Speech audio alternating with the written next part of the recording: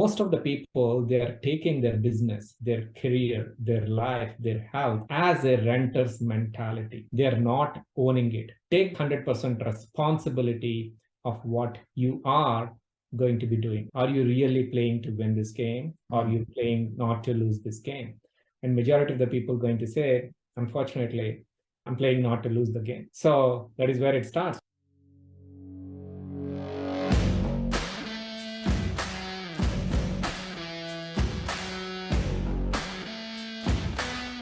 Welcome to the Spear and Clover podcast, the show where military mindset meets the spirit of the puppy. I'm your host, Jason Skisick, the entrepreneurial evangelist, and each week I bring you the story of visionaries who see the world as it could be and can't help but take action. Entrepreneurs. Does any of this sound familiar? Have you hired only A players, purchased the latest fire plays from so-called gurus, brought in hotshot managers from winning teams, consistently almost become an elite organization, only to have it result in talented players regressing to mediocrity, tactical plays spiking performance then fading away quickly, managers losing discipline and hunger and either leaving or just coasting? Clients, peers, and your team stop waiting for you to get it together and just move on. Do you really think the difference between you and the industry-leading team is a hire or a slick new marketing play? That's the same tired crap my Chicago Bears have shoved down my throat for over 30 years. Meanwhile, the Green Bay Packers have had 2 coaches in 50 years, they've had 2 quarterbacks for 20 years, and they're a contender every single year. Many leaders buy the best playbooks, they draft the best talent, and they hire the best coaches, and yet year after year return without trophies. Who could blame them? Most business coaches, consultants, and so-called gurus only sell tactical playbooks designed to provide a brief spike followed by a return to business as usual. The truth is, winning is simple. You need a clear North Star supported by managers and role players that have absolutely zero uncertainty about how they can help the team win today. Our simple program helps you become a dynasty organization from top to bottom. Dynasty Defined not only helps you structure a team that's capable of consistently winning championships, but once you do, they'll be writing their own playbooks, recruiting the best talent, and calling their own plays from the field. The choice is yours. Continue to hope that the next hire or brand new marketing play will finally solve all your problems, or commit to winning permanently, roll up your sleeves, and let's get started defining your dynasty. Guys, I am beyond proud to announce that we are now accepting applications for Dynasty Defined. Cohorts are limited to 8 entrepreneurs and they fill up quickly, so head over to spearandclover.com now and claim your spot. I can't wait to see you on the inside. If you imagine an entrepreneurial life as cruising down a highway, there is always one thing that is currently keeping you from going faster. In some cases, it can be obstacles like potholes that you have to get over before you can accelerate. In other cases, an unexpected curve in the road might cause you to slow down as you change direction. Maybe there are others blocking your path, or perhaps you aren't producing enough horsepower yet to get where you want to go as fast as you'd like. The fact remains, there will always be a speed limit. The people in my life who have helped me the most always seem to have a knack for identifying what the current speed limit is and helping me to eliminate it so I can get where I'm going that much more quickly. Today's guest is one such person.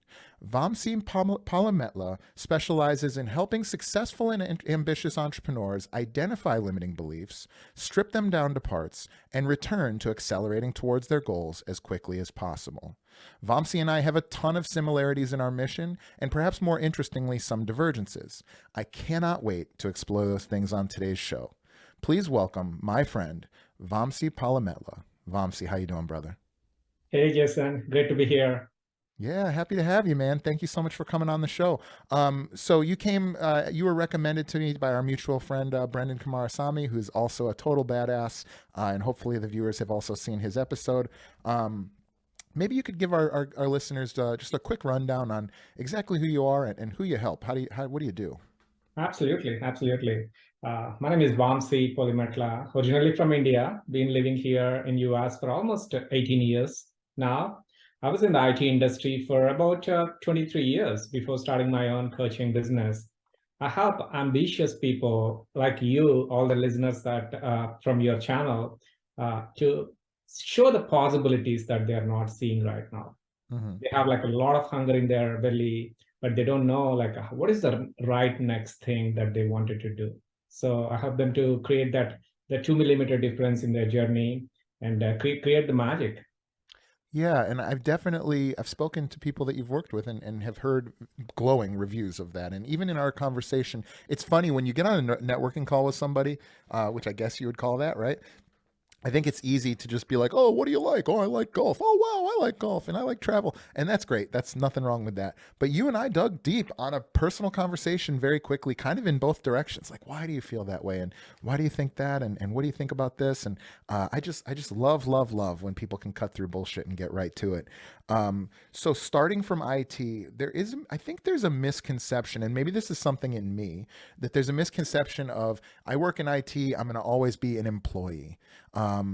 Maybe tell me a little bit about the transition from going from IT. Like, when did you know that you had this gift, and when did it first become apparent to you that it would help people in that world? Absolutely. This happened even before I got really good with IT, Jason. Almost 22 years ago, Wow. I was working in India for about like 2.5 years at that point. I was making about $30 a month. I was pretty young, very passionate about the technology. I did not care much about what I was making. I was just like enjoying the learning, enjoying being like who I was. And one day, suddenly, I heard from one of my friend's friend, there are more opportunities in Singapore, and with your skill set, you are going to be really, really successful if you go there. I had no idea where Singapore was. So I never been outside of my home state when I was in India, and I never took an airplane in my life. And the next step, I went to a travel agent and asked them like, hey, I wanted to go to Singapore. How can I go? They said like, you need to have a passport. I never had a passport at that point. So I got the passport. Within few weeks, I got the visitor visa. I landed in Singapore. The transition was I was making about $30 in India. The moment I stepped out from my comfort zone, I was able to make $3,000 with the same skill set with a lot less work. That immediately stuck in my mind. Wow, all these years I was thinking this is the life. No, there is something bigger outside of this comfort zone. So that is where like it started like, oh, I need to just always think about like what is the comfort zone? How can I step out from that zone? So it never stopped there. It's been like past 20 years. I stepped out the zone almost like every single year throughout my career and saw so many possibilities in my career as well as in my life. So that's like the beginning point of like my journey.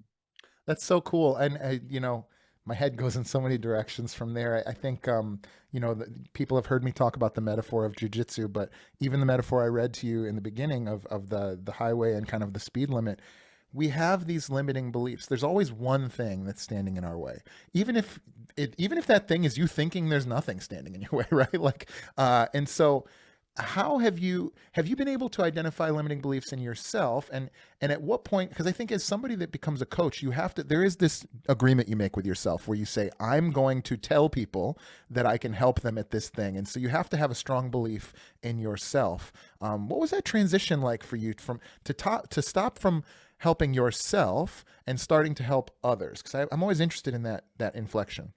Sure. So part of this journey, I was heavily in the technology side before.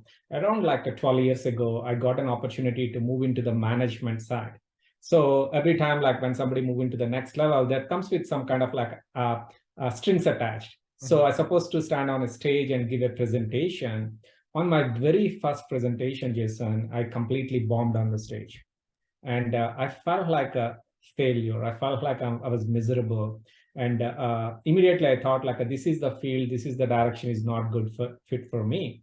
And while I was processing that information, I reached out to my manager and I told them, hey, looks like this opportunity is good, but I don't think like I'm qualified for this. That was my thought.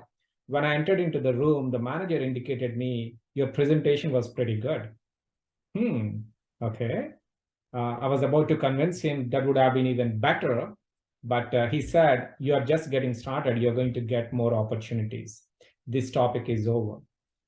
I stepped out from that room and I decided somebody believed in me more than I believed in myself. Mm-hmm. And I started investing into my personal growth. I don't want this person let down for any reason because of my inability to communicate on the stages. And I started investing into my communication skills. I started going to programs like a Toastmasters, hired my first mentor, started going to programs like Tony Robbins, Brendan Bouchard, all leadership programs I enrolled. So that is the beginning of my personal growth and personal leadership journey.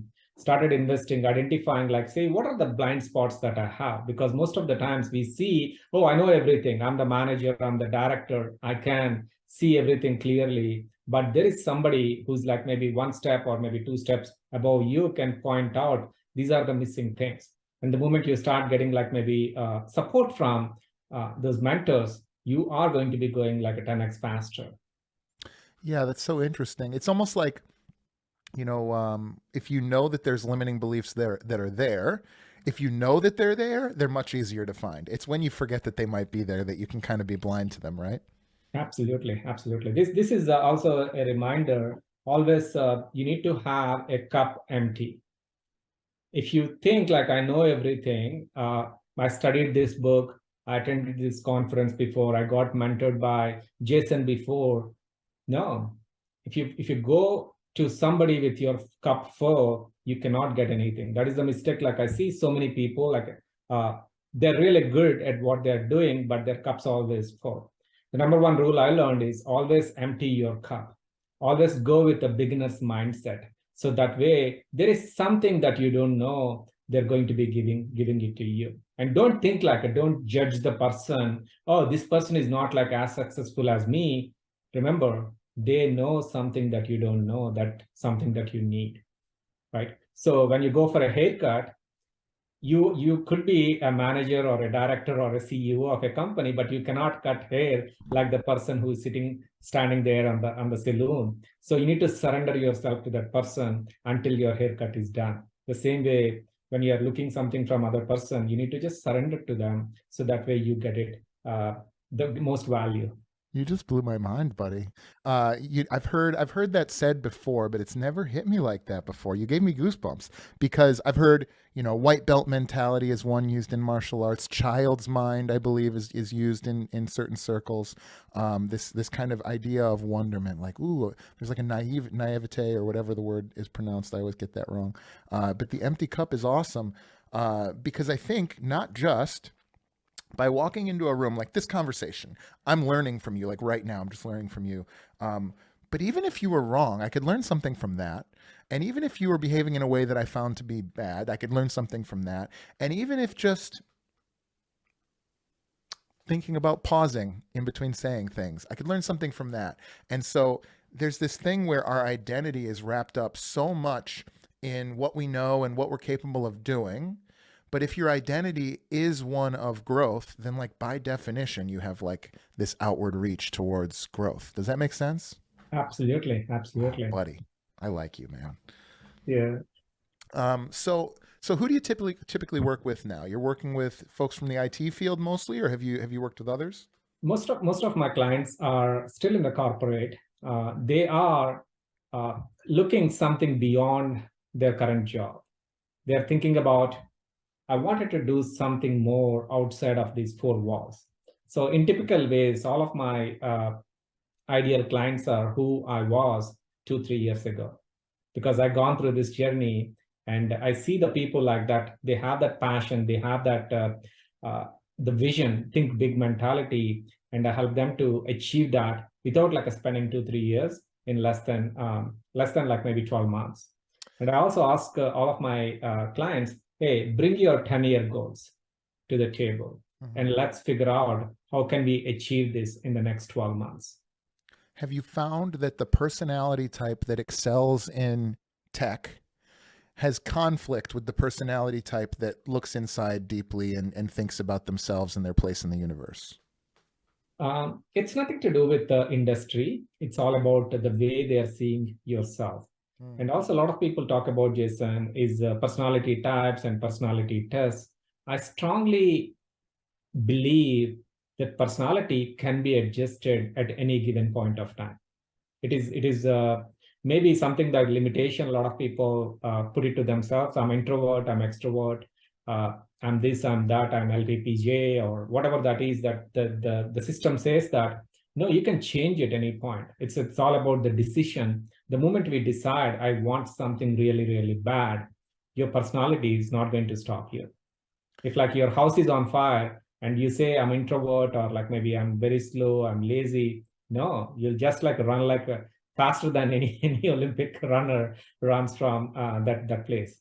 So, So so you believe that, I certainly, I typically don't push back on folks, but you believe that you can change your person, or at least your behavior elements of your personality, based on how you want to be. correct. I think like my point here is your personality is not permanent. Okay. It can be changed at any given point of time based on who you want it to become. Do you find that to be like a function of discipline? Yes, yeah. Certain routines, certain procedures, and also like what exactly that you want. And when you focus on that, this is exactly, a lot of times people will get distracted and they are busy being busy doing so many things, and they bring all the unnecessary things. The moment we eliminate all the noise, focus on the signal, it doesn't matter what personality you have, this is what you want, and these are the next three things. That's it. So getting into that clarity, a granular level, is going to get them towards the finish line. That's so interesting. I like that approach. So that approach to me is, my goal is this path, and something about me or my behavior or whatever it may be is holding me back from that path. The way that I think about it, or have thought about it until this conversation, was described to me by Dr. Trevor Kashey. He's a really great, he's primarily in nutrition, but he's a fucking genius. And he talks about your ethic, the beliefs that you have, and the ethic you espouse, and your behavior. And these things, when they're off, if I want to be a world famous break dancer, but I don't practice or have flexibility, or and I'm overweight or something like that, then my behavior is here and my ethic is here. And he describes the gap between those two things as dissonance.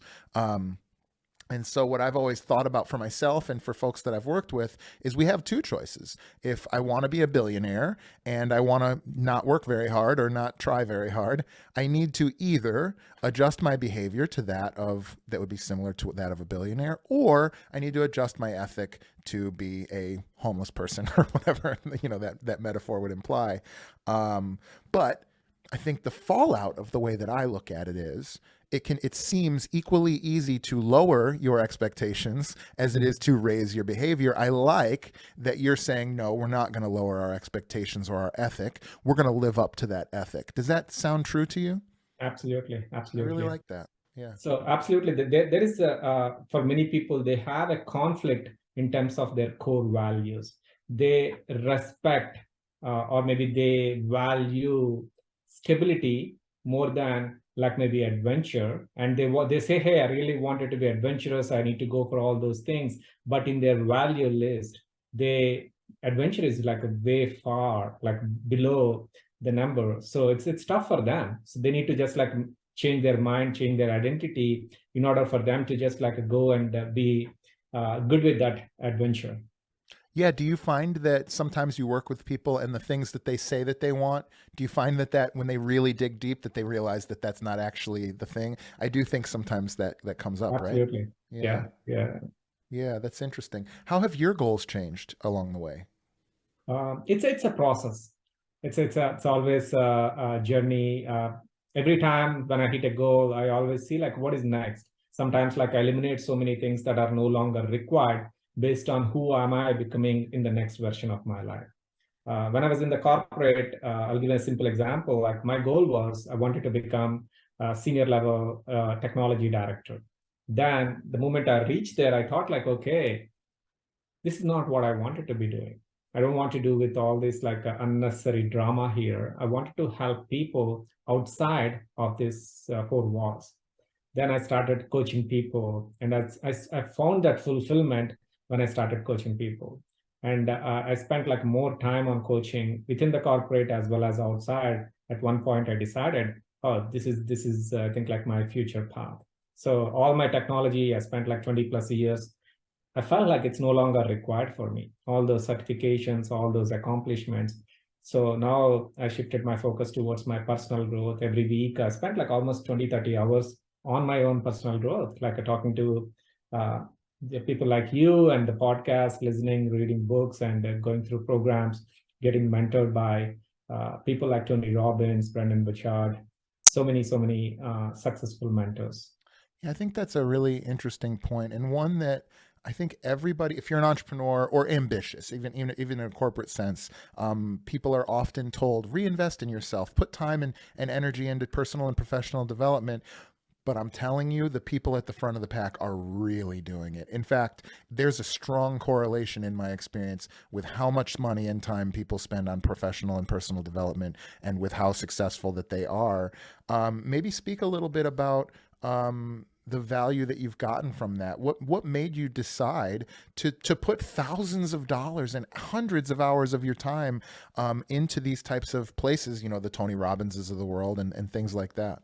Absolutely. I'll give a simple analogy, Jason. So there are three types of people that we see in the world. Then I'll connect myself into the third version. So one, let's say somebody gets a bonus from the corporate, like $25,000 bonus, and this is the time everyone gets their bonuses.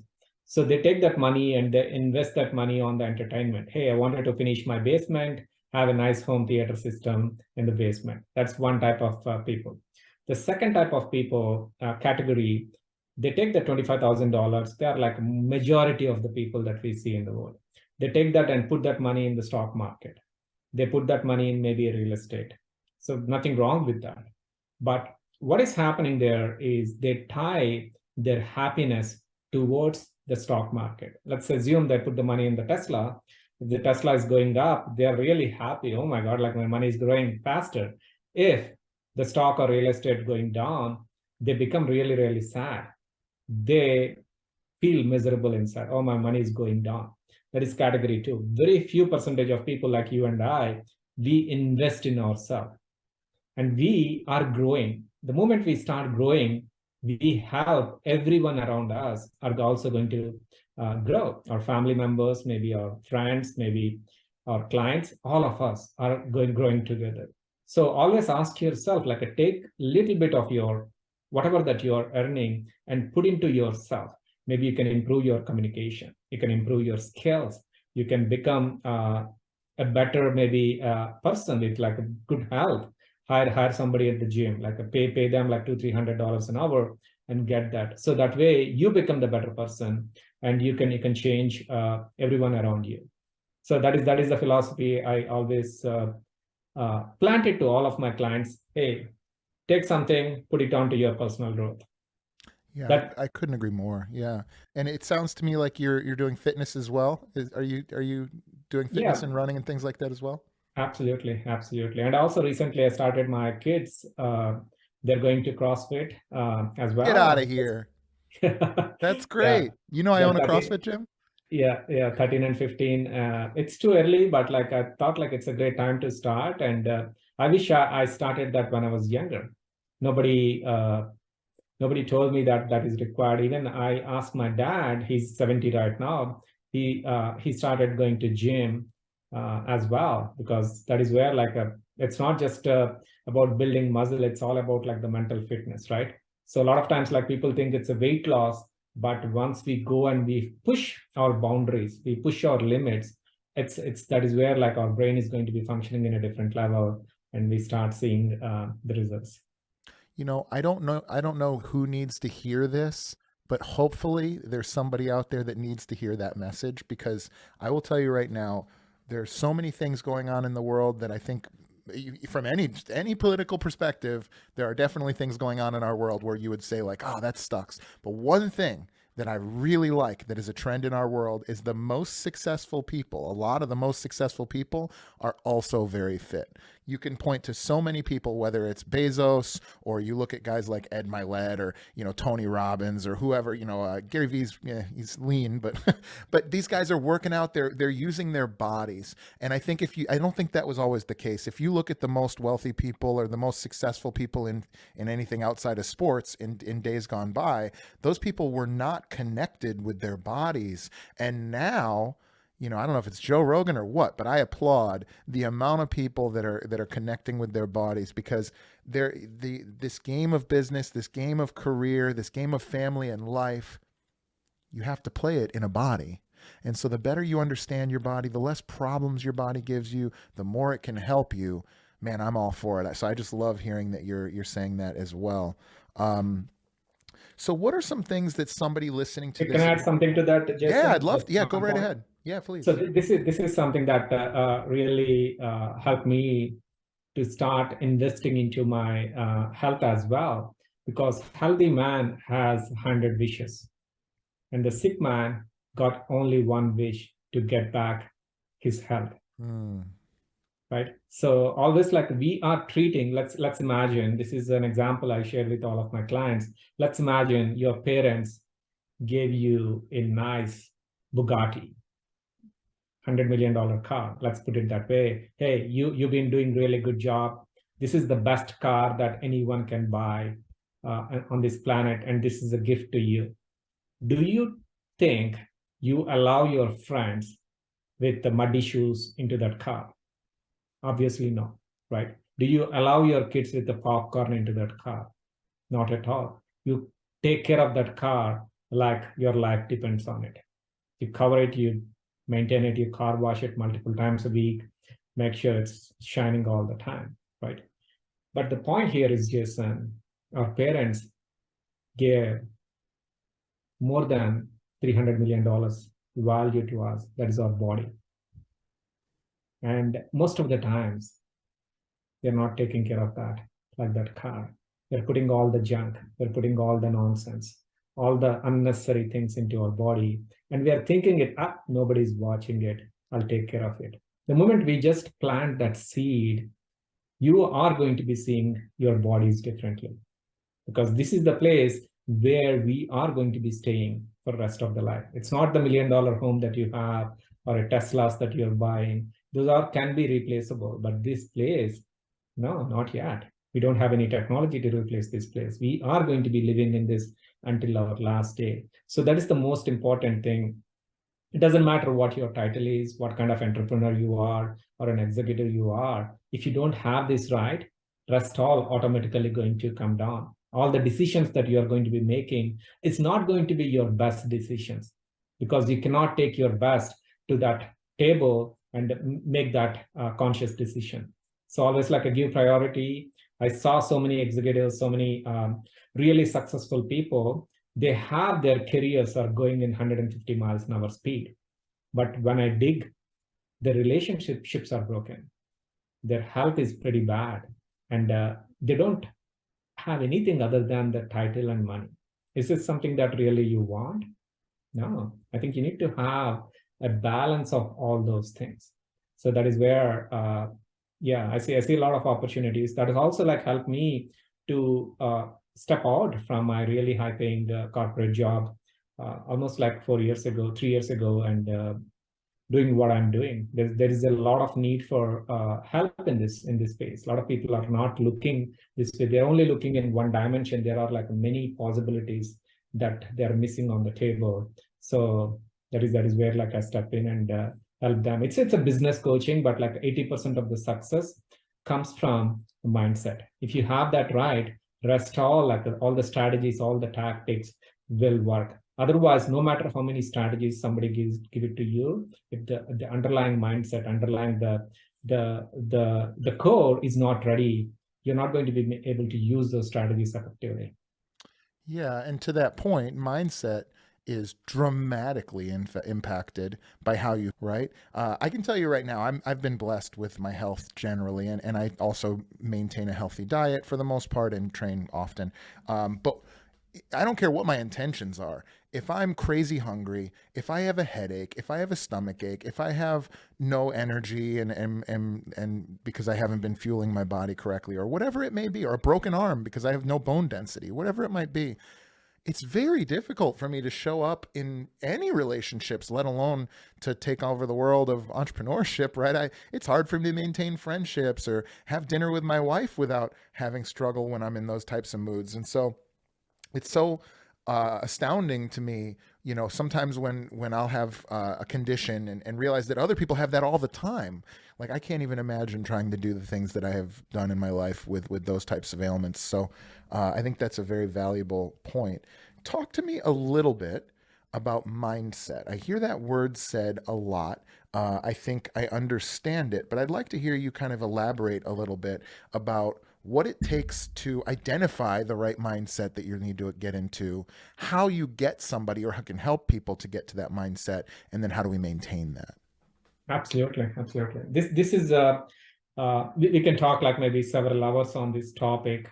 To simplify this, like to start with the one thing about the mindset, it's all about taking personal responsibility, taking that ownership.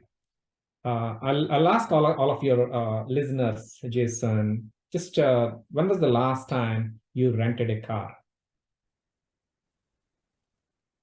Maybe a month ago, maybe during your summer vacation, right?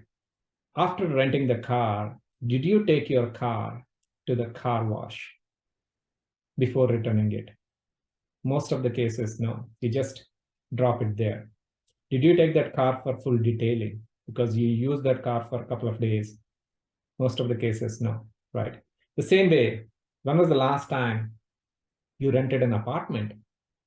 Maybe 10 years ago. Did you change the carpet before you leaving that apartment? The answer is no, because this is temporary. Most of the people, they're taking their business, their career, their life, their health as a renter's mentality. They're not owning it. Whereas you buy a car, you take that car to the car wash. You pretty much make sure you rotate your tires once a quarter. You change whatever the oil on frequent basis because you own that. If you have the same ownership in the goal that you have, you are going to be operating in a different way. So coming back to the mindset point, take the 100% responsibility of what you are going to be doing. It could be related to raising your kids. Are you really playing to win in that game, or are you really playing not to lose? If I ask the same question, like maybe 100 people, if I ask them like, hey, just give honest opinion. Are you really playing to win this game? Or are you playing not to lose this game? And majority of the people going to say, unfortunately, I'm playing not to lose the game. So that is where it starts. Like, do you really wanted to win this game? So helping them to identify this is the personal responsibility you wanted to take and start there and go on, build on. Like there are 7 floors, 10 floors more, but we need to start there, taking 100% responsibility. I love that. And so let's say we have that person who has done the work with you and they've taken ownership and that's always takes time. Like you said, we could build 7 floors on top of that for sure. But let's just for this exercise say that we have, and then they go into work because this is where you and I differ a little bit. You work with folks in a corporate environment and I work with folks that are entrepreneurs. And so because of that, I have the benefit of if you have any kind of difficulty ethically or core value fit or anything, you can just change it. But I know that as somebody that's a part of a major corporation or a part of a team, that you can very quickly be faced down into choke points where, well, this is what we have to do in order to get ahead in this particular role. How do you help folks to balance their ethical or their personal preferences and beliefs with what it takes to succeed in the roles that they find themselves in? Absolutely. This is really great question, Jason. I help them to first define their operating principles. What are the principles that you need to take it to the table? And the moment you know, these are my non-negotiables, these are the principles that I wanted to keep in my career. Don't worry about your current job. Don't worry about all the politics going around your current position. First, define your principles and start looking for opportunities who can support, like the organization can support those principles, right? Suppose you wanted to be the best basketball player, you don't go and just like maybe stand in a line and ask for baseball opportunities, right? The same way in the work as well. So you need to be very clear. These are my principles. These are my non-negotiables. These are the values that I really wanted to go with. So 90% of the people, 99% of the people, unfortunately, they just go with the flow. Mm-hmm. Oh, I got this opportunity. I wanted to be this, but very like a tiny percentage of people, they know this is what I want, and I wanted to stand for this. And those are the ones eventually will change the world. So I'll help them to create those principles first and start see what are the things that you can do. You don't have to quit your job right away. So with your principles, have you communicated these principles with your team? Have you communicated your values with your management? Maybe there may be other position within the organization. Maybe there's an opportunity in the business space that can align with your values. So go and serve there. Yeah, that's smart. I think I just find myself, and I know a lot of entrepreneurs, and I'm certain you too. I find myself having conversations with just regular people in life, whether it's a family member or somebody that you meet at a party or something, and you know that this fake person I'll make up will be like, oh, I'm in advertising. How do you like it? Well, my boss is a jerk, and I work too much, and I don't get paid enough, and this, that, and the. Well, have you thought about this? Well, yeah, I tried that, but they said I couldn't do that. Have you thought about that? And they're like, have you thought about quitting? And they're like, well, I can't do that. It just very quickly gets shut off because of that structure. And so to hear you talk through that, I think that obviously that's not how I spend my career working with those folks, but I'm glad that you're out there because what you just described to me seems like a very reasonable way to sort of build a framework where you can retain your sort of ethical and personal preferences and things like that while also thriving in this type of a culture. So that is very valuable stuff indeed. Do you have any other sort of tactical things that a listener who's listening to this now and maybe finds themselves, in a cubicle or getting ready to take a job? Do you have anything that you would maybe recommend people try or resources that they can use to help them sort of get into a position where they can at least accelerate in the direction towards their goals as well as possible for now? Absolutely, Jason. The biggest problem that most of the people are facing is they're going at 100 miles an hour speed. Mm. So I recommend everyone to slow down first. Mm. You cannot see anything clearly when you are driving at 100 miles an hour speed. You worry about the cop catching you. Other than that, you don't see anything else. Mm-hmm. Whereas if you're going at 10 miles an hour speed, 15 miles an hour speed, you see things very, very clearly. That is the reason in all the school zones, they put the sign 15 miles an hour max. So my first recommendation, slow down. Give yourself some time. What exactly that you want? Don't be making any decisions in 100 miles an hour speed. Give yourself like maybe a week. Hey, I just wanted to get out from this the busy schedule, and don't take your family. Don't take any of your carry bags that you are carrying all the time. Release all the things. Go somewhere. Spend some time, and take a really, really expensive hotel that you can afford. Don't go to like a Motel 6 or some $25 motel. Go to a place where you see the environment is really, really good. And ask yourself, I know you're 20 years old, maybe 40 years old, doesn't matter, how your next 25 years going to be. And spend 2 days just writing it down. How do you see yourself like a 25 years from now? If you are like 45, 25 years from now, you're going to be 70. How do you see yourself with your health? How do you see yourself with your finances? How do you see yourself with your relationship? How do you see yourself like doing what you really like to do? You're not playing a smaller game. A lot of people in the internet, They give you, I'll make you quick, I'll make you rich quick in like a 7 steps. Don't go there. Just ask yourself, you are playing a longer game, 25 years. What are the things that you wanted to see after that period? And the moment you get the clarity, you can reverse engineering that. In order for me to have a 6-pack abs when I was 70, you start eating consciously now. I know I wanted to have a 6-pack ab at 70, playing with my grandkids like I never played before. And everything will start changing.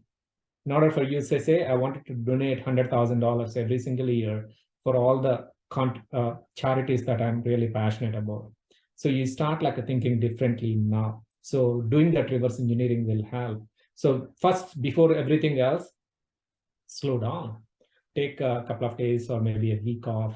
Go to an environment. Your environment is going to dictate your performance. Where you are in your career, where you are in your life, it's based on your environment. What got you here won't get you to the next level. You already got it. You already reached your destination. In order for you to go to the next level, you need to play a different game.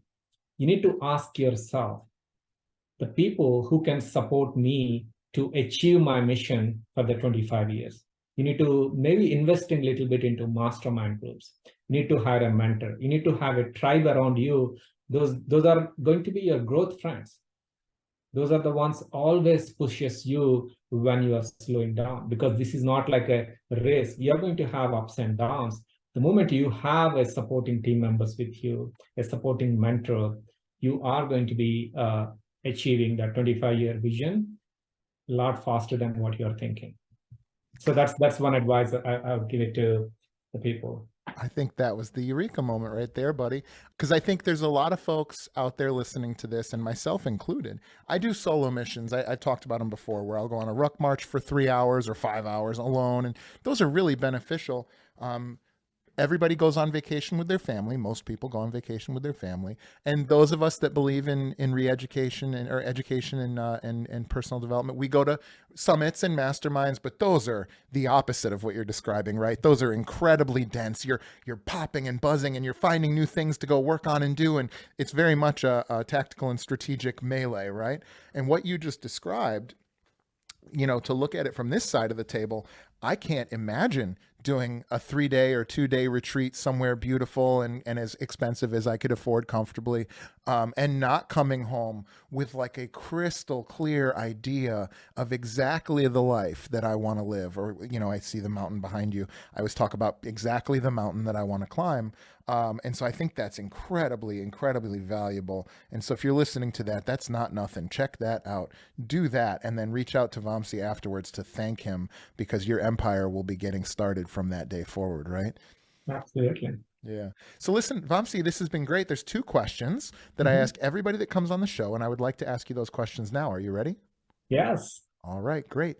Question number 1 is, if you had access to unlimited financial capital, how would you profitably grow your current businesses? Number 1, I surround with the people who are going to help me grow. I don't do it alone. I just look for the who. I invest that money towards like maybe the mentors who can help me achieve that. And also I keep like all the board of advisors, people like you, Jason, in my board, because I cannot make all the decisions. I'm not good at everything. So I let my board also help me decide that. Okay. Number 2, if you had to give up everything professionally that you've done up until now and start something totally new from scratch, what do you think that might be? Everything, including my coaching. Everything. Yeah, like it can't be anything like what you've already done. I would start maybe a school, helping people, helping kids. Yeah. In the early stages of their life, and helping them to become really, really successful, not based on what parents thinking. All the parents are thinking my kid should be in Carnegie Mellon University, Harvard, Stanford. That's their personal ego. They don't care about like the kid's future. They care about like status symbol. It's like keeping an Audi or a BMW on your driveway. They're saying my kid is in this school. Not that. Planting the right things. This is something that Brendan and I also started way back. We are coaching kids, like most of my clients' kids, and as like a non-profit, helping them to communicate better, bring that confidence in their early stages, some 7 years all the way till 15 years, including my kids were in that program. So I would do something that full time if I start all over again. I love that idea. That's great. All right. So before we go, Vamsi, where can we find you?